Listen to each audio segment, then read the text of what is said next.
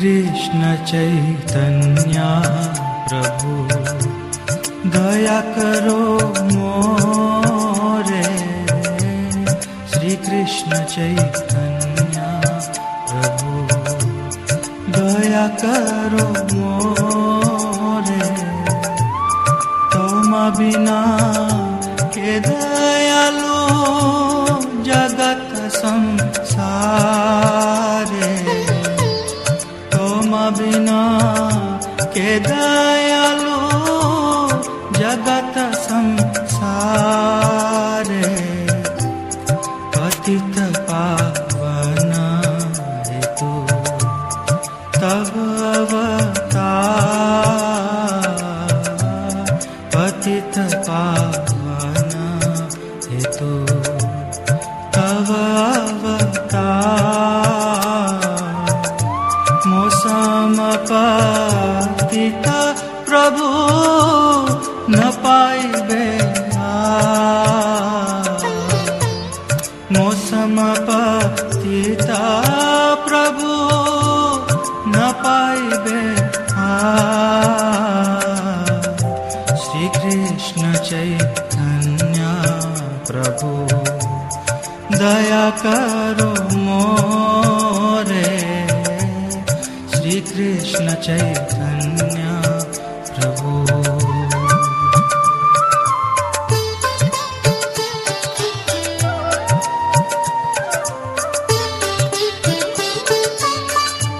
हा हा प्रभु नित्यानंद प्रेमानंद सुखे। हा हा प्रभु नित्यानंद प्रेमानंद सुखे। कृपावलोकन करो हमी बड़ो दुखी। कृपावलोकन करो हमी बड़ो दुखी। श्री कृष्ण चैतन्य प्रभु दया करो मोरे। श्री कृष्ण चैतन्य प्रभु।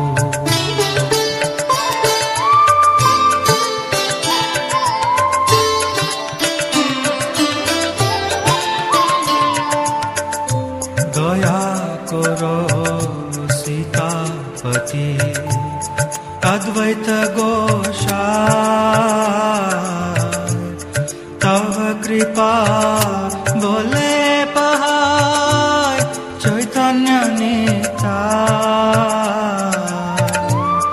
तव कृपा बोले पहाय चैतन्य निताय। आहा स्वरूप सनातन रूप रघुना। आहा स्वरूप सनातन रूप रघुना। भट्ट जुगा श्री जीव प्रभु लोकना। भट्ट जुगा श्री जीव प्रभु लोकना। श्री कृष्ण चैतन्य प्रभु दया करो मोरे। श्री कृष्ण चैतन्य प्रभु।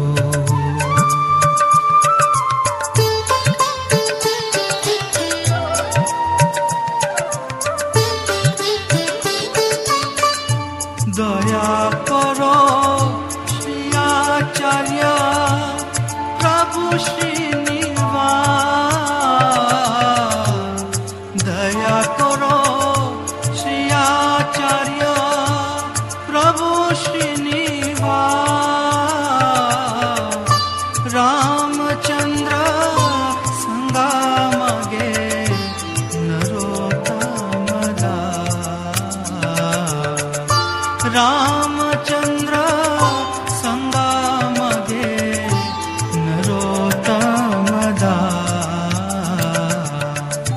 श्री कृष्ण चैतन्य प्रभु दया करो मोरे, तुम बिना के दयालो जगत संसारे। श्री कृष्ण चैतन्य प्रभु दया करो मोरे, श्री कृष्ण चैतन्य प्रभु। ओम अज्ञानतिमिरं दस्य ज्ञानाञ्जनशलाकया चक्षुरुन्मिलितं येन तस्मै श्रीगुरवे नमः। नमः ॐ विष्णुपदाय कृष्णप्रेष्ठाय भूतले श्रीमते भक्तिवेदान्त स्वामिनिति नामिने। नमस्ते सारस्वती देवं गौरवाणी प्रचारिणे निर्विशेषशून्यवादी पाश्चात्यदेशतारिणे। जय श्री कृष्ण चैतन्य प्रभु नित्यानंद श्री अद्वैत गदाधर श्रीवासदि गौरभक्तवृंद। हरे कृष्ण कृष्ण कृष्ण हरे हरे, हरे राम राम राम हरे हरे। भोगैश्वर्य प्रसक्तानां तयापहृत चेतसां व्यवसायात्मिका बुद्धिः समाधानौ न विधीयते। భోగానుభవము మరియు లౌకిక సంపదలకు ఆకర్షితులై వానిచే మోహపరవశులకు వారి మనస్సులు నందు భగవానుని భక్తియుక్త సేవను కూర్చిన స్థిర నిశ్చయము కలుగనే కలుగదు. ఈ యొక్క శ్లోకంలో భగవంతుడు స్వయంగా భగవద్భక్తికి అర్హత కానటువంటి లక్షణాల గురించి వివరిస్తూ ఉన్నారన్నమాట. ఎవరైతే భోగానుభవము కోసం ప్రాకులాడుతూ ఉంటారో, లౌకిక సంపదలకు ఆకర్షితులై ఉంటారో వాళ్ళు మోహపరవశులై ఉంటారు అని చెప్పడం జరుగుతూ ఉంది. అటువంటి వ్యక్తులకు భగవద్భక్తిలో స్థిరమైనటువంటి చిత్తం ఉండదు అన్నటువంటి విషయాన్ని భగవంతుడు ఈ యొక్క శ్లోకంలో వివరిస్తూ ఉన్నారన్నమాట. అందుకనే ఆచార్యులు కూడా ఏం చెప్తూ ఉన్నారు అంటే, ఆధ్యాత్మిక పురోభివృద్ధి మార్గంలో ముఖ్యంగా 3 ఆటంకాలు ఉన్నాయి అని చెప్తున్నారు. అదేమిటి? కామ, కాంచన, కీర్తి. ఈ 3 అన్నటువంటివి ఆధ్యాత్మిక పురోభివృద్ధి మార్గంలో ఆటంకాలు అంటూ ఉన్నారు. సో కామాన్ని, కాంచనాన్ని, కీర్తి భావనను ఎవరైతే జయిస్తారో వాళ్ళు ఈ యొక్క మార్గంలో పురోభివృద్ధిని సాధించేదానికి అవకాశం ఉంది. కానీ ప్రస్తుత సమాజం నాస్తికత్వం పెరిగిపోతూ ఉంది అంటే కారణం ఏమిటి అంటే, ముఖ్యంగా ప్రతి ఒక్క వ్యక్తి కూడా భోగైశ్వర్య భావనలకు లోబడి ఉన్నాడు. లౌకిక విషయాలు పొందాలన్నటువంటి ఆసక్తి ఎక్కువగా ఉంది. వీటన్నిటి వల్ల వాడు ఈ యొక్క ఆధ్యాత్మిక పురోభివృద్ధి అన్నటువంటిది, ఆధ్యాత్మిక చింతన అన్నటువంటిది రోజు రోజుకి కూడా అంతరించిపోతూ ఉంది. మనం ఆధ్యాత్మిక చింతనకు ఎందుకు వెళ్ళాలా అన్నటువంటిది కూడా అవగాహన లేనటువంటి పరిస్థితుల్లో ఉన్నాం. చాలా మంది దేవాలయానికి వెళ్తే, గుడికి వెళ్తే, లేకపోతే ఆశ్రమానికి వెళ్తే, ఒక సాధువు దగ్గరికి వెళ్తే ఏదో ఈ యొక్క భోగైశ్వర్యాలు పొందాలనో, లౌకిక విషయాలు పొందాలనో వీటి కోసం వెళ్ళడం జరుగుతూ ఉంది. కానీ అవి మనం కోరుకున్నంత వరకు కూడా ఈ యొక్క దుఃఖాలయంలో మనం ఉండేదానికి అవకాశం ఉంది. ముఖ్యంగా మనకు జంతువుకు వ్యత్యాసం ఏంటి? ఆ 4 విషయాలు భోగైశ్వర్యాల గురించి అవి ప్రాకులాడుతూ ఉన్నాయి, మనము ప్రాకులాడుతూ ఉన్నాం. అందువల్లే మహాభారతం ఏం చెప్తూ ఉంది? ఆహార నిద్రా భయమైతునంశ సమన్వవేతాం పశువీ నరాణం ధర్మోహితేశో అధికో విశేషో ధర్మేణ హీన పశువీ సమాన. ఆహారం భుజించడం, నిద్రించడం, కొట్లాడడం, సంపర్కం చేయడం, ఈ 4 ప్రక్రియలు కూడా సమన్వవేతాం పశువీ నరాణం. పశువులో, మానవుల్లో ఇవి సమానంగా ఉన్నాయి. మరి మానవుడు ఎప్పుడు ఉన్నతుడవుతాడు? ధర్మోహితేశో అధికో విశేషో. ధర్మాన్ని ఎప్పుడైతే పాటిస్తాడో అప్పుడు ఉన్నతుడవుతాడు అని చెప్పడం జరుగుతూ ఉంది. సో ముఖ్యంగా మనం ఏంటి అంటే, ఈ యొక్క భోగైశ్వర్యాలకు, లౌకిక విషయాలకు, వీటికి అతీతమైనటువంటి చైతన్యాన్ని మనం పెంపొందించుకుంటే, అయితే వాటికి అతీతమైనటువంటిది ఏంటి? ఆ భగవంతుని యొక్క సేవ అన్నటువంటి సత్యాన్ని మనం గుర్తించాలా. ఈ ప్రాపంచిక విషయాలు ఎన్ని చేసినా కానీ మనిషి అసంతృప్తి చెందుతూ ఉన్నాడు. ముఖ్యంగా స్వామి ప్రభుపాదుల వారు ఉదాహరణ ఇస్తారు. చేపలు నీటిలో నుంచి బయటకు తీసి పంచభక్ష ప్రమాణాలు పెట్టండి, ఎయిర్ కండిషన్ రూమ్ ఇవ్వండి, దూరదర్శనం చూపించండి, అది కొద్ది క్షణాలు చనిపోతుంది. ఎందువల్ల? దాని శాశ్వత స్థానం నీటిలో ఉండడం. అదే రకంగా ఆత్మ యొక్క శాశ్వత స్థానం పరమాత్మతో సంబంధం కలిగి ఉండడం. ఈ యొక్క విషయం అర్థం కాక అనుభవించేటువంటి వ్యక్తి ఎవరు? శరీరం అనుభవించదు, ఆత్మ భోక్త. మరి ఆత్మ యొక్క ఆహారం ఏంటో మనం తెలుసుకోవాలా. మనం ఇంతకు ముందు కూడా చర్చించినట్లుగా ఏంటది అంటే ఆత్మ యొక్క విషయం, మనం ఆత్మకి ఆహారం ఏంటి అన్నటువంటిది మనం అర్థం చేసుకోవాలి. అదేంటి అంటే ప్రభుపాదుల వారు సరళమైనటువంటి ఉదాహరణ ఇచ్చారు. ఏంటది? మనం వాహనంలో వెళ్ళేటప్పుడు నడిపించేవాడికి ఆకలేస్తే వాహనాన్ని మనం పెట్రోల్ బంక్ తీసుకొని వెళ్ళి దానికి పెట్రోల్ పట్టిస్తే వాడి యొక్క ఆకలి తీరదు. వాహనానికి ఇంధనం పెట్రోల్, నడిపించేవాడి యొక్క ఆకలి తీరడానికి అన్నం భుజించాల. అదే రకంగా ఈ శరీరం అన్నది వాహనం, ఆత్మ నడిపించేటువంటి వాడు. శరీరానికి ప్రాపంచిక విషయాలు, ఆత్మకి కావలసినటువంటిది పరమాత్మ సేవ అన్నటువంటి సత్యాన్ని మనం గుర్తించాలా. మనం ఎప్పుడైనా కానీ నాయనా ప్రాపంచిక విషయాల కోసం ప్రాకులాడకూడదు అన్నప్పుడు అందరూ ఏమంటారంటే, స్వామి మరి ప్రాపంచిక విషయాల గురించి ప్రాకులాడకపోతే మనం ఎట్లాగా జీవించడం, మరి ఎందుకు మనం వాటికి ప్రాముఖ్యత ఎందుకు ఇవ్వకూడదు అంటారు. ముఖ్యంగా ఈ సంసార సాగరంలో మనం చిక్కుకొని ఉన్నాం. దీన్ని ఏమన్నారు? సంసార సాగరం. మరి సంసారం అంటే ఏంటి? జన్మ, మృత్యు, జరా, వ్యాధి. జన్మ, మృత్యువు, ముసలితనం, వ్యాధి, తిరిగి తిరిగి అనుభూతి పొందడాన్ని సంసార చక్రం అన్నారు. ఇటువంటి దుఃఖాలున్నటువంటి సాగరంలో ప్రస్తుతం మనం చిక్కుకొని ఉన్నాం. సాగరం నుంచి బయటపడడానికి మనం ప్రయత్నం చేయాలా?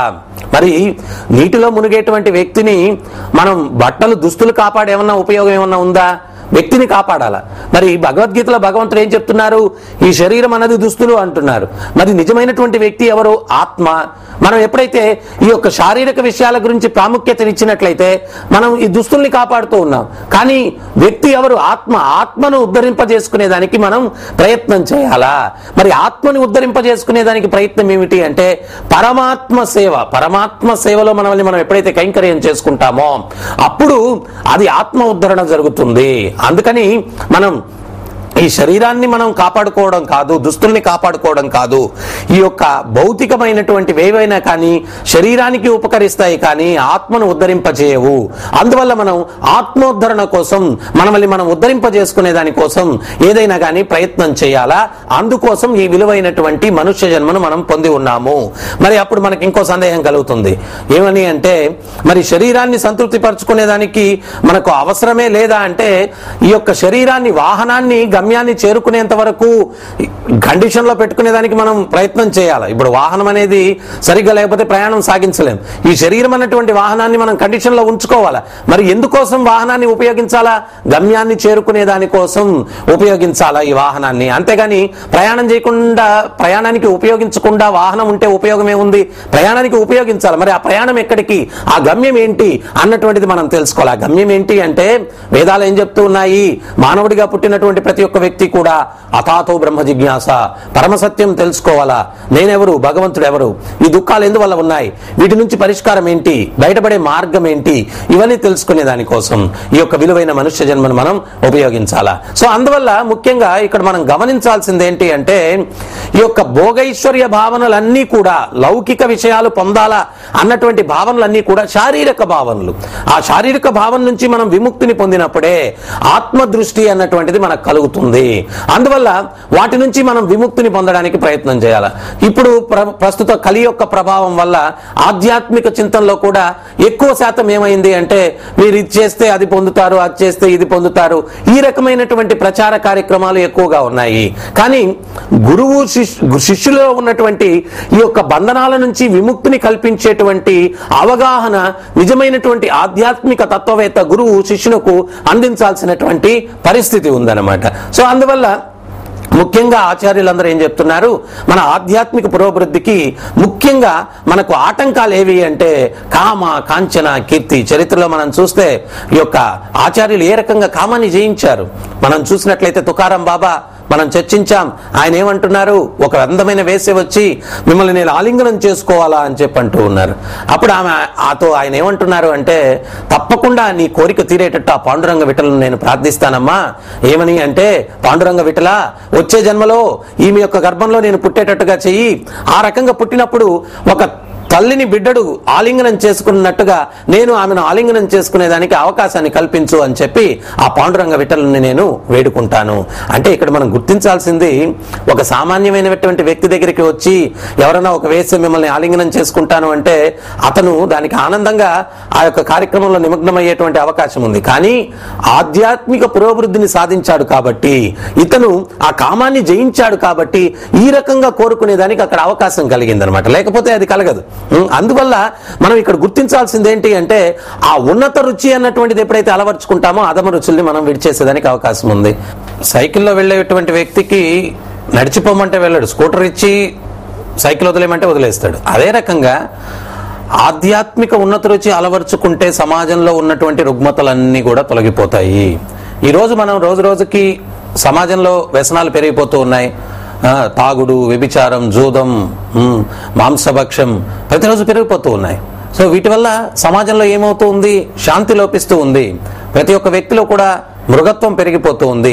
వీటన్నిటికి కారణం ఏంటి అంటే, సమాజంలో ఉన్నటువంటి వ్యక్తులు ఆధ్యాత్మిక చింతన ద్వారా ఆ ఉన్నత రుచి అన్నటువంటి దాన్ని అనుభూతి చెందట్లేదు. దానివల్ల ఈ యొక్క అధమ రుచుల మీద వాళ్ళు పరిగెడుతూ ఉన్నారనమాట. సో సమాజంలో శాంతిని నెలకొల్పాలా అంటే మనం చేయాల్సినటువంటి కార్యక్రమం ఏంటి అంటే, వ్యక్తులు ఆ ఉన్నత రుచి అనుభవించేటట్టుగా మనం చేయాలా. అందుకనే ఇంతకు ముందు రోజుల్లో చూడండి, రాజర్షులుగా ఉన్నటువంటి వ్యక్తులు, రాజ్యాలని పరిపాలించేటువంటి వ్యక్తులు, ఒక సమాజం అన్నటువంటి ఏర్పాటు అయినప్పుడు వాళ్ళు అక్కడ ఏం చేసేవాళ్ళు అంటే, మొట్టమొదట ఒక మందిరాన్ని నిర్మించేటువంటి వారు. ఆ మందిరం ద్వారా ఆధ్యాత్మిక తత్వబోధనలు జరుగుతూ సమాజంలో ఉన్నటువంటి వ్యక్తులందరిలో కూడా సమదృష్టి అన్నటువంటిది, శాంతియుతమైనటువంటి వాతావరణం, ఇవన్నీ కూడా ఏర్పాటు చేసేటువంటి వారు. ఇప్పుడేం జరుగుతుంది అంటే, ఏదైనా ఒక కాలనీలో ఒక టౌన్షిప్ ఏర్పాటు చేస్తే మొట్టమొదట అక్కడ మనం బార్ అండ్ రెస్టారెంట్కి పర్మిషన్ ఇద్దామా, లేకపోతే ఇంకో దానికి ఇద్దామా, ఈ రకంగా ఆలోచనలు ఉన్నాయన్నమాట. వీటి వల్ల సమాజంలో ఏ రకమైనటువంటి శాంతిని మనం నెలకొల్పేదానికి అవకాశం ఉంది. సో ముఖ్యంగా శాంతిని నెలకొల్పడానికి ఎటువంటి సూత్రాలు మనం ఆచరించాలా, ఎటువంటి మనం పథకాలను అవలంబించాలా, ఎటువంటి మార్గంలో మనం ఈ యొక్క సమాజాన్ని ఒక మార్గదర్శకం చూపించాలా అన్నటువంటిది ముఖ్యంగా మనం తెలుసుకునేదానికి మనం ప్రయత్నం చేయాలన్నమాట. సో అందువల్ల ఈ ఉన్నత రుచిని ఎప్పుడైతే అలవర్చుకుంటామో, భగవద్గీతలో భగవంతుడు ఏం చెప్తున్నారు, మత్త పరతరం నాణ్యత కించిదస్తి ధనుంజయ అంటున్నారు. నన్ను మించిన పరమ సత్యం ఇంకొకటి లేదు అంటున్నారు. ప్రతి ఒక్క వ్యక్తి తుకారాం బాబా లాగానో, లేకపోతే ఈ యొక్క సాధు సంత్ మహాజన్ల లాగానో, ఉదాహరణకి మనం చూడొచ్చు చరిత్రలో సుఖదేవ్ గోస్వామి, ఆయన నవ యవనంలో ఉన్నారు, 16 సంవత్సరాల వయసులో యవనంలో నగ్నంగా. ఆయన ఏంటి అంటే అవధూత, ఆయన ఈ యొక్క శారీరక భావనలకు అతీతంగా ఉన్నారు. ఆయన హిమాలయ పర్వతాల దగ్గర ఆయన నడుచుకుంటూ వెళ్తూ ఉంటే ఆయన తండ్రి వ్యాసదేవుల వారు ఆయన మీద ఉన్నటువంటి బంధనంతో అనుసరించిపోతూ ఉన్నారనమాట. అక్కడ కొలంలో స్త్రీలందరూ కూడా స్నానం చేస్తూ ఉన్నారు, వాళ్ళందరూ నగ్నంగా ఉన్నారు. సుఖదేవ్ గోస్వామి వాళ్ళ ముందు నుంచి వెళ్తూ ఉన్నప్పుడు వాళ్ళు ఏ రకమైనటువంటి ప్రతిఘటన చేయలేదు. వాళ్ళ శరీరాలని బట్టలతో కప్పుకోవాలని కానీ లేకపోతే ఏ ప్రయత్నం చేయలేదన్నమాట. ఆయన వెళ్ళిపోయారు సుఖదేవ్ గోస్వామి. తర్వాత వెనకాల వ్యాసుల వారు అనుసరిస్తూ వచ్చారు. వ్యాసుల వారిని చూసిన తక్షణమే ఆ స్త్రీలందరూ కూడా కొలంలో నుంచి పరిగెట్టుకుంటూ వచ్చి శరీరాలు బట్టలతో కప్పుకున్నారు. వ్యాసుల వారు కూడా ఆ యొక్క ప్రదేశాన్ని దాటి ముందుకు వెళ్ళిపోయారు. కానీ వ్యాసుల వారిలో ఒక సందేహం కలిగింది, అరే నేను వృద్ధుల్లాగా ఉన్నాను, నా కుమారుడు యవనంలో ఉన్నాడు, మరి నా కుమారుడిని చూసి వాళ్ళు ఏ రకమైనటువంటి ప్రతిఘటన లేదు, కానీ నన్ను చూసి వాళ్ళు శరీరాలు కప్పుకున్నారు, అసలు విశేషం ఏంటో కనుక్కోవాలని చెప్పి ఆ యొక్క స్త్రీల దగ్గరికి వెళ్ళి అడిగారు అనమాట. అప్పుడు ఆ స్త్రీలు ఏం చెప్తున్నారు అంటే, ఆ ముందు వెళ్ళినటువంటి మహాత్ముడు ఎవరో కానీ ఆయన ఈ యొక్క శారీరక భావనకు అతీతంగా ఉన్నారు. ఆయన చూస్తే ఆయన మమ్మల్ని చూసినా కానీ అసలు ఆయనలో ఏ రకమైనటువంటి వికార భావనలు కలగలేదనమాట. అందువల్ల మేము మా శరీరాలు కప్పుకోవాలా అన్నటువంటి భావన మనలో కలగలేదు. కానీ స్త్రీ పురుష అన్నటువంటి భేదం మీరు చూస్తూ ఉన్నారు. సో ముఖ్యంగా ఆధ్యాత్మిక చింతనలో మనం ఈ యొక్క శారీరక భావనకు అతీతమైనటువంటి చైతన్యాన్ని మనం పెంపొందించుకోవాలా. అక్కడ సుఖదేవ్ గోస్వామి ఈ యొక్క శారీరక భావనకు అతీతంగా ఆయన చైతన్యం ఉండడం వల్ల ఏ రకమైనటువంటి చలనం లేదు. చాలా మంది అడుగుతారనమాట, ఈ యొక్క ఆధ్యాత్మిక చింతన సమాజంలో ఎటువంటి సహకారం ఇస్తుంది, ఎటువంటి ఏ రకంగా సమాజానికి ఇది ఉపయోగపడుతుంది. ఊహించుకోండి, ఇప్పుడు మనం ఈరోజు సమాజంలో ఉన్నటువంటి దుఃఖాలన్నిటికి కారణం చాణక్యుడు చెప్పినట్టుగా పరాయి స్త్రీని తల్లి అన్న భావంతో చూడాలా అని చెప్పి చాణక్యుడు చెప్తాడు. కానీ మనం ఏం చూస్తున్నాం, ప్రతి ఒక్క స్త్రీ కూడా మన ఇంద్రియ భోగానికి వస్తువు అని చెప్పి చూస్తూ ఉన్నాం. అందువల్లనే అత్యాచారాలు అవి ఇవి ఇవన్నీ కూడా జరుగుతూ ఉన్నాయి సమాజంలో. సో ఎప్పుడైతే ఆధ్యాత్మిక చింతన ద్వారా ప్రతి ఒక్క వ్యక్తిలో కూడా ఇటువంటి చైతన్యం, పరాయి స్త్రీ ప్రతి ఒక్కరిని కూడా తల్లి అన్నటువంటి భావనతో చూసేటువంటి భావన వచ్చిందనుకోండి ఆధ్యాత్మిక చింతన ద్వారా, సమాజంలో అది ఉపయోగపడదా? ఆధ్యాత్మిక చింతన ద్వారా సమాజంలో అది గొప్ప సహకారం కలగట్లేదా, లోక కళ్యాణం కలగట్లేదా అన్నటువంటిది మనం ఆలోచించాలి. ఏ రకంగా ఆధ్యాత్మిక చింతన ఉపయోగపడుతుంది ఉపయోగపడుతుంది అంటే ఈ రకంగా ఉపయోగపడుతుంది. వ్యక్తి యొక్క చైతన్యంలో మార్పును తీసుకుని వస్తుంది, అతనిలో ఒక ఉన్నతమైనటువంటి ఆలోచన కల్పిస్తుంది, పవిత్రమైనటువంటి చైతన్యాన్ని అతను పొందేటట్టుగా ఆధ్యాత్మిక చింతన చేస్తుంది అనమాట. ఈరోజు సమాజంలో చూడండి, ప్రతి ఒక్క దానికి కూడా ఈ యొక్క వ్యసనాల వల్లే సమాజం రోజు రోజుకి కూడా దిగజారిపోతూ ఉందన్నమాట. ఇటువంటి సమాజాన్ని ఉద్ధరింపజేయడానికి ఖచ్చితంగా ఆధ్యాత్మిక చింతన అవసరం. ఇంతకు ముందు రోజుల్లో శాంతి ఉండింది అంటే కారణం ఏంటి అంటే ప్రతి ఒక్క వ్యక్తి కూడా ఆధ్యాత్మిక చైతన్యాన్ని కలిగి ఉన్నాడు కాబట్టి శాంతియుతమైనటువంటి వాతావరణం సమాజంలో ఉండింది. ఇప్పుడు ఆ యొక్క ఆధ్యాత్మిక చింతన లోపించడం వల్ల శాంతియుతమైనటువంటి వాతావరణం లేదు సమాజంలో. సో అందువల్ల మనం కేవలం ఈ యొక్క భోగైశ్వర్యాలు, ఇంద్రియ భోగాలను అనుభవించడమే జీవిత పరమార్థం అని అనుకుంటే అటువంటి వ్యక్తిని శాస్త్రాలు ఏం చెప్తున్నాయి అంటే అతను జంతువు కన్నా హీనం అని చెప్తున్నాయి. ఆహార నిద్ర భయమైతునంశ సమన్వవేతాం పశుభీ నరాణాం ధర్మోహితేశో అధికో విశేషో ధర్మేన హీన పశుయి సమాన. ఆహారం భుజించడం, నిద్రించడం, కొట్లాడడం, సంపర్కం చేయడం, ఈ 4 సమన్వవేతం పశువు జంతువుల సమానంగా ఉన్నాయి. వీటి కోసమే కాదు విలువైన మనుష్య జన్మ. మనుష్య జన్మ చాలా విలువైనటువంటిది. దాన్ని మనం దేనికోసం వినియోగించాలా అంటే జన్మ మృత్యు జరా వ్యాధి దుఃఖ దోషాను దర్శనం, ఈ దుఃఖాలతో నిండినటువంటి ఈ ప్రపంచం నుంచి మనం విముక్తిని పొందడానికి మనం ప్రయత్నించాలా. అందువల్ల ఆధ్యాత్మిక చింతనకు వచ్చినప్పుడు కోరికలతో రావడం కాదు, ఆ కోరికలను జయించడానికి మనం ఆధ్యాత్మిక చింతనకు రావాలా. ఇది మనం అర్థం చేసుకోవాలి. అంతేకాని ఏదో సోమవారం పూజ చేస్తే మంగళవారానికి లాటరీ తగులుతుందనో లేకపోతే కోరికలతోటో, అసలు నిజమైనటువంటి జీవితం యొక్క విలువ తెలుసుకున్నటువంటి వ్యక్తుల్లో ఏ రకమైనటువంటి వాళ్ళలో ప్రవర్తన ఉంటుంది, ఆలోచనలు ఏ రకంగా ఉంటాయనేది మనం చూడొచ్చు. చరిత్రలో వరదాచారి అని చెప్పి ఒక మహాభక్తుడు ఉన్నాడు అనమాట. ఆయన రామాంజుల వారి శిష్యుడు. ఆయనకు ఒక అందమైనటువంటి భార్య ఉండేది, ఆమె పేరు లక్ష్మీదేవి అనమాట. వీళ్ళిద్దరు కూడా చాలా ప్రియమైనటువంటి శిష్యులుగా రామానుజాచార్యుల వారికి ఉన్నారు. ఒకసారి ఏం జరుగుతుంది అంటే రామాంజుల వారు సందేశం పంపిస్తారు, నాయనా నేనేదో తీర్థయాత్రలకు వెళ్తూ ఉన్నాను, మార్గంలో మీ గృహానికి వస్తాను, మీ ఊరు నేను రావడం జరుగుతుంది, మీ యొక్క గృహంలో నేను విడిది ఉంటాను అని చెప్పి. కానీ వీళ్ళు చాలా దారిద్ర్యంలో ఉండేటువంటి వారు. వాళ్ళ జీవనం ఎట్లా గడిపేవారు అంటే ప్రతిరోజు కూడా ఏదో భిక్షాటన చేసుకోవడం, ఆ భిక్ష వచ్చిన దాన్ని వాళ్ళు భార్యాభర్తలు ఇద్దరు కూడా భుజించి భగవత్ చింతనలో జీవితాన్ని గడుపుతూ ఉన్నారనమాట. అటువంటి పరిస్థితుల్లో వాళ్ళు ఉన్నారు.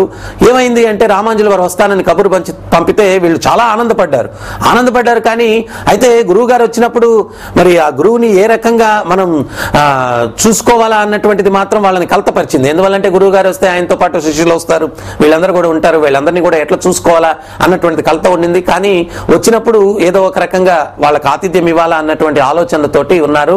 ఒకరోజు రామాంజుల వారు రానే వచ్చారు. ఆ సమయంలో వరదాచారి ఆయన భిక్షాటనకు వెళ్ళున్నారనమాట. అయితే ఇంట్లో భార్య ఒక్కటే ఉండింది, లక్ష్మీదేవి. ఆమె ఎప్పుడైతే గురువు గారిని చూసిందో, శిష్య సమూహాన్ని చూసిందో వాళ్ళందరికీ కూడా నమస్కారం చేసుకునింది. తర్వాత వాళ్ళందరినీ సగౌరవంగా ఆహ్వానించి వాళ్ళ పాద ప్రక్షాళనంకి జలాన్ని అందించి ఆచార్యుల వారికి ఆసనాన్ని ఏదో ఏర్పాటు చేసింది. వారు కూర్చున్నారు. వాళ్ళందరూ ఉన్నప్పుడు ఆమె ఏం చెప్పింది అంటే, స్వామి మీ అందరికీ కూడా నేను భోజన వస్తువులు ఇవన్నీ కూడా ఏర్పాటు చేస్తాను, నాకు కొంచెం సమయాన్ని ఇవ్వండి అని చెప్పి వంటగదిలోకి వెళ్ళింది. అయితే మరి దురదృష్టం అక్కడ వంటగదిలో ఒక్క ధాన్యపు గింజ కూడా లేదు. మరి ఏం చేస్తుంది? ఆమె చాలా దుఃఖపడుతూ ఉంది. అరే గురువు గారు మరి అందరి ఇళ్లకు కూడా వెళ్ళరు, మన ఇంటికి వచ్చేటువంటి అవకాశం ఆయనకు లభించింది, ఈ రోజు మన ఇంటికి వచ్చారు, కానీ పరిస్థితి ఏంటి అంటే ఆయనకు ఆతిథ్యం ఇవ్వడానికి మనకేమీ లేదే అని చెప్పి ఆమె చాలా దుఃఖపడుతూ ఉంటే ఆమె మరి ఇప్పుడు పరిష్కారం ఏంటి, ఏ రకంగా గురువుని మనం సంతృప్తి పరచగలం అని ఆలోచిస్తూ ఉంటే ఆమెకు ఒక విషయం గుర్తుకొచ్చింది. ఏంటది అంటే ఆ యొక్క గ్రామంలో ఒక ధనికుడు ఉండేటువంటి వాడు. ఈమె యొక్క అందానికి మోహితుడై ఆకర్షితుడై అతను అప్పుడప్పుడు ఈమె కబురు పంపించేవాడు అనమాట. ఏమని అంటే, నాకు నువ్వు వశమైనట్లయితే, నా కోరిక తీర్చినట్లయితే నీకు ఎంత ధనం కావాలన్నా ఇస్తాను అని చెప్పి అతను చెప్తూ ఉండేవాడు అనమాట. అయితే ఆమె ఆ యొక్క అతను పంపించినటువంటి సందేశాన్ని తృణము కన్నా హీనంగా ఆమె త్రోసిపుచ్చేదనమాట. అరే ఇటువంటి తుచ్చమైనటువంటి ఆలోచనలు నాకేమీ లేవు అని చెప్పి తిరస్కరించేటువంటిది. అది జ్ఞప్తికి వచ్చింది. ఆమె ఏమనుకునింది అంటే, ఇప్పుడు నా గురువుని ఈ యొక్క శిష్య సమూహాన్ని వీళ్ళందరినీ ఆతిథ్యం ఇవ్వాలంటే, సంతృప్తి పరచాలంటే ఇంతకు మించినటువంటి గత్యంతరం నాకు లేదు అని చెప్పి నేరుగా ఆ ధనికుడి దగ్గరికి ఇంటి వెనకాల ఉన్నటువంటి తలుపు నుంచి ఆమె బయలుదేరి వెళ్ళి ఆ ధనికుడి దగ్గరికి వెళ్ళి, ఈ రోజు రాత్రికి మీ కోరిక నేను తీరుస్తాను, అయితే మా గురువు గారు వచ్చారు, ఆయనకు ఆతిథ్యం ఇవ్వాలా, దానికి అవసరమైనటువంటి సరుకులన్నీ కూడా మీరు నాకు ఇవ్వాలా అని చెప్పి కోరుకునింది. అంతకుమించి ఏం కోరుకోలేదు ఆమెకు. గురువుని సంతృప్తి పరచడం, అంతకుమించి ఏం కోరుకోలేదు. చూడండి ఎంత గొప్ప మహాసాధ్వి. గురువుని స్త్రీకి ఈరోజు మనం పతివ్రత్యం పవిత్రత అన్నటువంటిది, ఆమె యొక్క శీలం అన్నటువంటిది ప్రాణంతో సమానం అనమాట స్త్రీకి. ఈ రోజు ఏమైంది అంటే అది మంచినీళ్ళ ప్రాయం అయిపోయింది అనమాట. స్త్రీలందరూ కూడా చాలా వరకు ఆ యొక్క పతివ్రత లక్షణం అన్నటువంటిది. పతివ్రత అంటే ఏంటి? పతివ్రత పతిని సంతృప్తి పరచడానికి వ్రతాన్ని స్వీకరించిన వాళ్ళని పతివ్రత అంటారు. అంటే ఆ పతిని సంతృప్తి పరచడం తప్పక ఇంకా వేరే అన్యమైన ఆలోచన లేనటువంటి వాడిని పతివ్రత అంటారు, పతివ్రత. కానీ ఇప్పుడు అటువంటి భావనలు ఎవరు కూడా ఆలోచించట్లేదు. అంత ఉన్నతమైనటువంటి జీవితాన్ని గడపాలన్నటువంటి ఇది లేదు. మనం చూసే కాలక్షేపాలు ఇవన్నీ కూడా చెడు యొక్క ప్రేరేపణ ఎక్కువగా ఉండడం వల్ల స్త్రీ యొక్క పవిత్రత అన్నటువంటిది రోజు రోజుకి కూడా లోపిస్తూ ఉంది. ఈ రోజు ఎక్కడైనా హత్యలు జరిగాయి అంటే ఎందువల్ల జరిగాయి అంటే ముఖ్యమైన కారణం ఏమొస్తూ ఉంది? అక్రమ సంబంధాల వల్ల హత్యలు జరుగుతూ ఉన్నాయి అనేటటువంటి విషయం మనకు బయటపడుతూ ఉందన్నమాట. సో అంటే ఈ యొక్క పవిత్రతకు ఎవరు కూడా విలువనివ్వట్లేదు కలి యొక్క ప్రభావం వల్ల. కానీ అంత గొప్ప సాధ్వి ఆమె అంత పతివ్రత. కానీ గురువును సంతృప్తి పరచడానికి ఆమె యొక్క పాతివ్రతాన్ని కూడా పళంగా పెట్టడానికి ఆమె సిద్ధమైపోయింది అనమాట. ఎప్పుడైతే ఆ రకంగా ఆ యొక్క ధనికుడికి విన్నవించుకుందో వాడనుకున్నాడు జీవితంలో నా కోరిక ఎప్పటికీ తీరదు అని చెప్పి అనుకున్నాడు. కానీ ఈరోజు ఏదో ఇది నా మహద్భాగ్యం అని చెప్పి భావంతో ఆ సరుకులన్నింటినీ కూడా పంపించాడు. ఆమె నేరుగా ఇంటికి వచ్చింది. ఆ యొక్క సరుకులన్నిటితోటి పంచభక్ష ప్రమాణాలు వండి ఆ నారాయణునికి నైవేద్యం పెట్టి గురువు గారికి శిష్యులకి అందరికీ కూడా వడ్డించింది అనమాట. వరదాచార్యుల వారు ఆయన భిక్షాటం నుంచి తిరిగి ఇంటికి వచ్చారు. అయితే ఇంటికి వస్తే ఆయన ఇంటిలో జరిగేటువంటి సంఘటన చూసి ఆశ్చర్యపోయారు. ఏమి అంటే గురువు గారు ఉచితాసనం మీద కూర్చొని పంచభక్ష ప్రమాణాలు భగవత్ ప్రసాదం స్వీకరిస్తూ ఉన్నారు. శిష్య సమూహం అంతా కూడా తరివి తీరా తృప్తిగా భోంచేస్తూ ఉన్నారు. ఆ సంఘటన చూసి అరే ఇది ఏమి చమత్కారం, ఇది నా ఇల్లు దరిద్రము ఏమీ లేదు ఇంట్లో, మరి ఇంత వైభవంగా నా భార్య ఏ రకంగా వీళ్లకు వండి వార్చింది అని చెప్పి నేరుగా ఆయన వంట ఇంట్లోకి వెళ్ళారనమాట. అక్కడ ఆమె లక్ష్మీదేవి భర్తను చూసి ఆమె కంటి నీరు పెట్టుకొని ఆ సిగ్గుతోటి ఆయన పాదాల మీద ఒరిగిపోయింది అనమాట. ఒరిగిపోయి ఆమె విలపిస్తూ భర్తతో ఏం చెప్తూ ఉంది అంటే, నన్ను క్షమించండి, మీ అనుమతి లేకుండా నేను ఒక చిన్న అపరాధం చేశాను. ఏమిటది అంటే ఆ యొక్క ధనికునికి నేను వశమవుతానని చెప్పి మాట ఇచ్చి సరుకులని తెచ్చి గురువు గారికి యొక్క పంచభక్ష ప్రమాణాలు ఇవన్నీ వండి భగవత్ నైవేద్యం పెట్టి వాళ్ళకి వడ్డించాను. కానీ గురువు ఇంటికి వచ్చినప్పుడు ఆయనకి ఆతిథ్యం ఇవ్వకుండా ఏ రకంగా పంపించాలా అన్నటువంటి ఉద్దేశంతోనే నేను చేశాను. కానీ అంతకు మించి నాలో ఏ రకమైనటువంటి వికార భావన లేదు స్వామి, నన్ను క్షమించండి అని చెప్పి భర్త పాదాల మీద పడింది అనమాట. ఎప్పుడైతే అది గమనించాడో భర్త ఎంతో సంతృష్టి చెందాడు. ఆయన ఏమన్నాడు అంటే, అరే ఆ నారాయణుని యొక్క ప్రతినిధి అయినటువంటి గురువును సంతృప్తి పరచడమే పరమావధిగా భావించి శీలాన్ని కూడా ఫలంగా పెట్టి నువ్వు ఇవన్నీ కూడా చేశావు అంటే ఎంత ఉన్నతమైనటువంటి ఆధ్యాత్మిక స్థితిలో నువ్వు ఉన్నావు అని చెప్పి ఆ భార్యను చూసి తన్మయత్వాన్ని చెంది అతను భార్యను చేతి పట్టుకుని ఆయన గురువు గారి దగ్గరికి వెళ్ళి, స్వామి నా భార్య ఎంత ఉన్నత స్థితికి ఎదిగింది, మిమ్మల్ని సంతృప్తి పరచడం కోసం తన యొక్క పాతివ్రతాన్ని కూడా పవిత్రతను కూడా ఫలంగా పెట్టి ఆమె ఈ రకంగా త్యాగం చేసింది, ఎంత ఉన్నతమైన ఆధ్యాత్మిక స్థితిలో నా యొక్క భార్య ఉంది అని చెప్పి గురువు గారికి చెప్పారు. వాళ్ళ ఇద్దరి భావన చూసి రామానుజుల వారు తన్మయత్వం చెంది ఆయన స్వహస్తాలతో వాళ్ళని కూర్చోబెట్టి ఆయన స్వహస్తాలతో వాళ్ళకి ఆ యొక్క మహాప్రసాదాన్ని వడ్డించారట. వడ్డించిన తర్వాత ఆమె ఏం చెప్పింది అంటే, స్వామి నేను ఇచ్చిన మాట ప్రకారం నేను ఆ యొక్క ధనికుడి దగ్గరికి వెళ్ళి ఆయనతో నేను సాంగత్యం చేయాలా అనింది. అప్పుడు రామానుజుల వారు నవ్వుతూ ఆయన కమల హస్తాలతోటి ఆయన అన్నారంట, అమ్మా నువ్వేమీ కలత చెందద్దు, నువ్వు వెళ్ళినప్పుడు ఈ మహాప్రసాదాన్ని నువ్వు తీసుకుని వెళ్ళి ఆ ధనికుడి చేతిలో పెట్టు, అది భుజించమని చెప్పు ఫస్ట్ అని చెప్పి మొట్టమొదట చెప్పారనమాట. అప్పుడు ఈమె గురువు గారు చెప్పినట్టుగానే ఆ మహాప్రసాదాన్ని తీసుకునింది. తర్వాత భర్త వరదాచార్యుల వారు కూడా ఆమె వెంట వెళ్ళారు. ఆమె ఆ ధనికుడి యొక్క ఇంటిలోకి వెళ్ళిన తర్వాత వరదాచార్యుల వారు బయట ఉన్నారు. ఆమె ఏం చేసింది అంటే ఆ ధనికుడిని చూసిన తక్షణమే ఆ ధనికుడు చాలా ఆనందపడిపోయాడు, ఈమె చెప్పిన మాట ప్రకారం వచ్చింది అని. ఈ లోపల ఈమె ఏం చేసింది అంటే గురువు గారు ఇచ్చినటువంటి ఆ మహాప్రసాదం, అందువల్లే ఆచార్యులు ఏం చెప్తూ ఉన్నారు, ప్రసాదం కరుణావతారం అన్నారు. అంటే ఎటువంటి నాస్తికుడు కూడా అదేదో తినే పదార్థం అని చెప్పి అనుకొని దాన్ని భుజిస్తాడనమాట. కరుణావతారం అన్నారు. ఎప్పుడైతే ఆ ప్రసాదం ఎప్పుడైతే తీసుకున్నాడో, తీసుకుని దాన్ని భుజించాడో ఆ మహా ప్రసాదం భగవత్ నైవేద్యం తర్వాత వచ్చింది ప్రసాదం అవుతుందంట. అది మహాభక్తుడు స్వీకరిస్తే దాన్ని మహాప్రసాదం అవుతుందంట. రామాంజుల వారి ఉచ్చిస్తే అది మహాప్రసాదం. అది ఎప్పుడైతే ఆ ధనికుడు భుజించాడో అతనిలో మార్పు వచ్చింది. అమ్మ చరిత్రలో ఎంతో మంది హీనులు కామంతో మహాసాధ్వుల జోలికి వెళ్ళి వాళ్ళు నాశనం అయిపోయారు. అటువంటి కోవలో నేను చెందాల్సినటువంటి వాడిని మీ గురువు ఇచ్చిన ఈ మహాప్రసాదంలో నాలో పరివర్తన కలిగింది, తల్లి లాంటి నీ మీద తుచ్చమైన భావన నాలో కలిగింది, నన్ను క్షమించమ్మా అని చెప్పి ఈ లక్ష్మీదేవి పాదాల మీద పడ్డాడంట. అప్పుడేం జరిగింది, ఆమె ఎప్పుడైతే ఆ పరివర్తన కలిగిందో అప్పుడు ఆ ధనికుడు అంటూ ఉన్నాడు, ఆయన మహాప్రసాదమే నాలో ఇంత పరివర్తన తీసుకుని వచ్చింది అంటే ఆ మహాత్ముడు ఎంత గొప్ప వ్యక్తియో, ఆయన దర్శన భాగ్యం నాకు కలిగించవమ్మా అని చెప్పి వేడుకున్నాడు. అప్పుడు భార్యాభర్తలు ఇద్దరు కలిసి ధనికుడిని వెంట పెట్టుకుని రామాంజుల వారి దగ్గరికి వెళ్లారు. ఆ రామాంజుల వారి దివ్య స్వరూపాన్ని చూసి ముగ్గురు సాష్టాంగ నమస్కారం చేస్తే ఆ ధనికుడిని చూసి రామాంజుల వారు తన కమలహస్తాలతో ఆశీర్వదించారు. అతనిలో ఉన్నటువంటి అన్ని కాలుష్యాలు ఆ మహాత్ముని యొక్క, ఆ ఆచార్యుని యొక్క కమల స్పర్శ ద్వారా అతనిలో ఉన్నటువంటి అన్ని కాలుష్యాలు తొలగిపోయాయి. ఆ ధనికుడు రామాంజుల వారితో ఏమంటున్నారు అంటే, స్వామి మీ దర్శన భాగ్యం లభించింది, నన్ను నాలో ఉన్నటువంటి ఐశ్వర్యాలన్నీ కూడా మీకు ఇవ్వడానికి నేను సిద్ధంగా ఉన్నాను, నన్ను మీరు అనుగ్రహించి మీ శిష్యునిగా స్వీకరించండి అన్నారు. అప్పుడు రామాంజుల వారు ఏమంటున్నారంటే, నాకు దేనికి నాయన ధనం అంతా కూడా, మరి నా శిష్యులకు దారిద్ర్యం ఉండడం వల్ల ఇటువంటి దుస్థితి కలిగింది, అందువల్ల నువ్వు ఏదైతే ధనం నాకు ఇవ్వాలనుకున్నావో అది నా శిష్యులకు ఇవ్వమని చెప్పి అడిగారనమాట. అప్పుడు ఆ రామాంజుల వారి శిష్యులు వరదాచారి ఏమంటున్నారంటే, స్వామి దయచేసి నన్ను ఆ ధనాన్ని స్వీకరించమని చెప్పి ఆదేశించద్దు, ఎందువల్ల అని చెప్పి రామాంజుల వారు అడిగినప్పుడు ఆయన ఏమంటున్నారంటే, ఆ ధనాన్ని నేను స్వీకరిస్తే ధనం వల్ల నాలో అహంకారం పెరగచ్చు, ఆ అహంకారం వల్ల నేను భగవద్భక్తికి మీ సేవకు దూరం అవ్వచ్చు, ఈ దరిద్రం వల్ల నేను ఎంతో వినయంతో మిమ్మల్ని ఆ భగవంతుడిని నాకున్న దానిలో సేవించుకుంటూ ఉన్నాను, ఆ ధనం వల్ల నేను భగవద్భక్తికి దూరం అయ్యేదానికి అవకాశం ఏమో ఉంటుంది, అందువల్ల దయచేసి ఆ ధనాన్ని స్వీకరించమని నన్ను ఆదేశించద్దు అని చెప్పి పాదాల మీద పడి వేడుకున్నాడంట. అటువంటి భక్తుని చూసి రామాంజుల వారు పైకెత్తి గట్టిగా ఆలింగనం చేసుకోబోతూ ఉంటే ఆ భక్తుడు అన్నాడు, స్వామి నేను నీచుణ్ణి, నన్ను తాకద్దు అంటే రామాంజుల వారు ఏమంటున్నారంటే, నాయన నిన్ను ఆలింగనం చేసుకోవడం వల్ల నేను పవిత్రం కావాలన్న ఉద్దేశంతో నిన్ను నేను ఆలింగనం చేసుకుంటూ ఉన్నాను అని చెప్పి గట్టిగా ఆలింగనం చేసుకున్నారంట. అంటే ఇక్కడ ఆ భగవద్భక్తిలో పరమోత్కృష్టమైనటువంటి గమ్యాన్ని చేరుకోవడానికి కావలసిన అర్హత ఏమిటి అంటే, ఈ యొక్క లౌకికమైనటువంటి విషయాలు, ఈ యొక్క భోగైశ్వర్యాల మీద ఆసక్తి ఉన్నవాడు పురోభివృద్ధిని సాధించలేడు. ఆ భోగైశ్వర్యం అనుభవించడానికి ఆయన దగ్గరికి వస్తే దాని యొక్క పర్యవసానం తెలిసి అతను తిరస్కరిస్తూ ఉన్నాడు. భగవద్భక్తుడు, నిజమైన భక్తుడు ఎవడు కూడా ఈ లౌకిక విషయాలు కావాలని కాదు, ఈ భోగైశ్వర్యాలు అనుభవించాలన్నటువంటి భావన కానీ ఉండదు. కానీ కలి యొక్క ప్రభావం వల్ల ఆధ్యాత్మిక చింతన అంటే నిర్వచనం తప్పుగా ఇస్తూ ఉన్నారు. ఏదన్నా గుడికో ఎవరన్నా సాధువు దగ్గరకో గురువు దగ్గరకో వెళ్తే ఏదో కోరికలు కోరుకోవాలా, ఏదో వరాలు పొందాలా, కానీ ఇది కాదు. ఇక్కడ చూడండి వరదాచార్య, ఆయన సాక్షాత్తు ఐశ్వర్యం అంతా ఆయన దగ్గరికి వస్తే దాన్ని తిరస్కరిస్తున్నారు. ఐశ్వర్యం వచ్చి భగవద్భక్తి పోయేటప్పుడు నాకు ఆ ఐశ్వర్యంతో పని లేదు అంటున్నారు.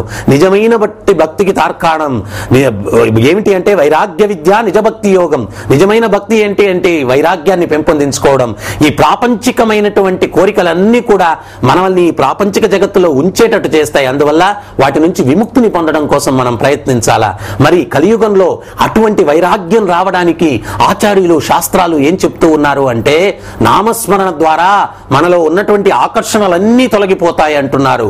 హరే కృష్ణ కృష్ణ కృష్ణ హరే హరే, హరే రామ రామ రామ హరే. ఓం అజ్ఞానతిమిరం దస్యాం జ్ఞానాంజనశలాకయాం చక్షురున్మిళితం యేన తస్మై శ్రీ గురవే నమః.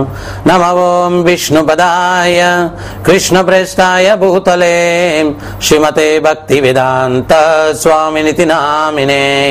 నమస్తే సారస్వతి దేవం గౌరవాణి ప్రచారిణే నిర్విశేష శూన్యవాది పాశ్చాత్య దేశతారిణే. జయ శ్రీ కృష్ణ చైతన్య ప్రభు నిత్యానంద శ్రీ అద్వైత గదాధర శ్రీవాసది గౌరభక్త వృంద. హరే కృష్ణ కృష్ణ కృష్ణ హరే హరే, హరే రామ రామ రామ హరే హరే. త్రైగుణ్య విషయా వేదా నిస్త్రైగుణ్యో భవార్జున, నిర్ద్వందో నిత్యసత్వస్థో నిర్యోగక్షేమ ఆత్మవాన్. వేదములు ముఖ్యముగా త్రిగుణములకు సంబంధించిన విషయములను కూర్చి చర్చించును. ఓ అర్జున, నీవు ఈ త్రిగుణములకు అతీతుడవై ద్వంద్వముల నుండి మరియు యోగక్షేమములనడి చింతల నుండి విడివడిన వాడవై ఆత్మయందు స్థిరుడవగుము. ఇక్కడ వేదం అంటే, వేద అంటే నాలెడ్జ్, జ్ఞానం. అంటే వేదంలో అన్ని రకాలైనటువంటి జ్ఞానాలు ఉన్నాయి. దాంట్లో సంగీతం గురించి ఉంది, తర్వాత జ్యోతిష్యం గురించి ఉంది, అన్ని శాస్త్రాలు, అన్ని జ్ఞాన సంబంధమైనటువంటి విషయాల గురించి కూడా ఉంది. అయితే ఇక్కడ భగవంతుడే స్వయంగా ఏం చెప్తున్నారు అంటే త్రిగుణములకు సంబంధించినటువంటి విషయముల గురించి వేదములలో బోధించడం జరుగుతుంది అని చెప్పి చెప్తూ ఉన్నారు, త్రిగుణములకు సంబంధించినటువంటివి.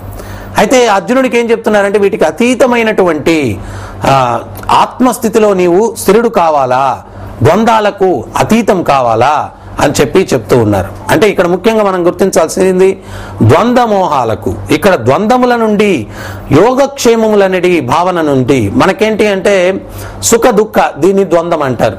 మనకు కొంచెం సంతోషం వస్తే చిందులేస్తాం, దుఃఖం వస్తే దొర్లి దొర్లి ఏడుస్తాం. కానీ ఈ రెండుటికి అతీతమైనటువంటి చైతన్యం. పొరపాటున మనం దుఃఖం వస్తే దాన్ని చాలా నెగటివ్గా అనుకుంటాం అన్నమాట. కానీ మనం చూసినట్లయితే కుంతీదేవి చూడండి చరిత్రలో, ఆమె ఆయన భగవంతుడు ద్వారకకి వెళ్ళిపోవడానికి సిద్ధంగా ఉన్నారు హస్తినాపురం నుంచి. అప్పుడు కుంతీదేవి పరుగు పరుగున వచ్చి భగవంతుడితో ఏమంటుంది అంటే, స్వామి ఈ ఐశ్వర్యాలన్నీ ఇచ్చి మీరు మాకు దూరంగా వెళ్ళిపోతూ ఉన్నారు, అటువంటప్పుడు ఈ ఐశ్వర్యాలు లేనప్పుడు దుఃఖాలు ఉన్నప్పుడు మీరు మాతో ఉన్నారు, అందువల్ల మీరు ఈ యొక్క దుఃఖాలు తిరిగి ఇచ్చేసి మాతో ఉండిపోండి, ఈ ఐశ్వర్యాలన్నీ తీసుకోండి వెనక్కి అని చెప్పి కోరుతూ ఉందన్నమాట. అంటే అక్కడ భక్తుని యొక్క భావన చూడండి. కుంతీదేవి ఆ దుఃఖాలు ఎందువల్ల, భాగవతం కూడా ఏం చెప్తూ ఉంది అంటే ఎవరికన్నా ఏమైనా దుఃఖాలు వచ్చాయి అంటే అది భగవంతుని యొక్క ఎనలేని కరుణ అని చెప్పి. ఈ యొక్క ఐశ్వర్యాలు, ఈ భోగాలు ఇవన్నీ కూడా ఏంటి అంటే అవి మనల్ని భగవంతుడి నుంచి దూరం చేసేదానికి అవన్నీ కూడా దోహదపడతాయి. మనల్ని భోగ భావనలకు, మోహానికి గురి చేయడానికి ఇవన్నీ కూడా మనకు దోహదపడతాయి అన్నమాట. సో అందువల్ల ఇక్కడ ముఖ్యంగా భగవంతుడు అర్జునునికి ఏం సందేశం ఇస్తూ ఉన్నారు అంటే యోగక్షేమములనేది భావన, తర్వాత ద్వంద్వములకు, త్రిగుణాలకు అతీతుడు కావడానికి నువ్వు ప్రయత్నం చెయ్యి. ఇక్కడ త్రిగుణాలకు అతీతుడు కామని చెప్తూ ఉన్నారు భగవంతుడు. మరి ఈరోజు మనం పసుపచ్చ కళద్దాలు వేసుకుంటే ప్రపంచం అంతా కూడా పసుపచ్చగా ఉంటుందన్నమాట. గుణ అంటే ఏమన్నారు, తాళ్ళు అన్నారు. ఎవరన్నా తాళతో బంధింపబడినప్పుడు వాడికి స్వేచ్ఛ ఉందా? స్వేచ్ఛ లేదు, తాళతో బంధింపబడ్డాడు. గుణ అంటే తాళ్ళు. మరి సత్వ రజస్ తమో గుణాలకు బద్ధుడైనటువంటి వ్యక్తి ఎవరైనా కానీ అతను ఈ యొక్క గుణాలకు లోబడి ఉన్నాడు, అతనికి స్వతంత్రత లేదు. గుణాలకు లోబడి చేసేటువంటి ప్రతి ఒక్క పని కూడా ఇక్కడ కర్మ కారణమవుతుంది. సత్వగుణంలో ఉన్నటువంటి వ్యక్తి చేసినటువంటి కర్మ వల్ల ప్రభావం ఏంటి అంటే పుణ్యం వస్తుంది. ఆ పుణ్యం వల్ల ఏమవుతుంది అంటే అతను దాన్ని అనుభవించడానికి ఇక్కడ మళ్ళీ జన్మించాలి. తర్వాత రజో తమో గుణాల్లో ఉన్నటువంటి వ్యక్తి చేసేటువంటి కర్మల యొక్క ప్రభావం ఏంటి అంటే పాపం వస్తుంది. వాటిని అనుభవించడానికి మరలా ఇక్కడ ఉండాలా. మరి పుణ్యమైనా పాపమైనా అది అనుభవించేటువంటి ప్రదేశం ఏంటి? ఈ యొక్క భౌతిక జగత్తు. ఇక్కడ వాడు జన్మించాల్సినటువంటి పరిస్థితి ఉంది. పుణ్యం చేసుకున్నా అనుభవించడానికి ఇక్కడ జన్మించాలా, పాపం చేసినా దాన్ని అనుభవించడానికి ఇక్కడ జన్మించాలా. మరి ఇక్కడ జన్మించినప్పుడు ఏమవుతుంది? జన్మ, మృత్యు, జర, వ్యాధి, దుఃఖ దోషాను దర్శనం, ఈ యొక్క దుఃఖాలని మనం అనుభవించాలి. అందుకని మనం అర్థం చేసుకోవాల్సిన సత్యం ఏంటి అంటే కర్మను అందుకే 3 రకాలుగా విభజించారనమాట. కర్మ, వికర్మ, అకర్మ అన్నారు. కర్మ అంటే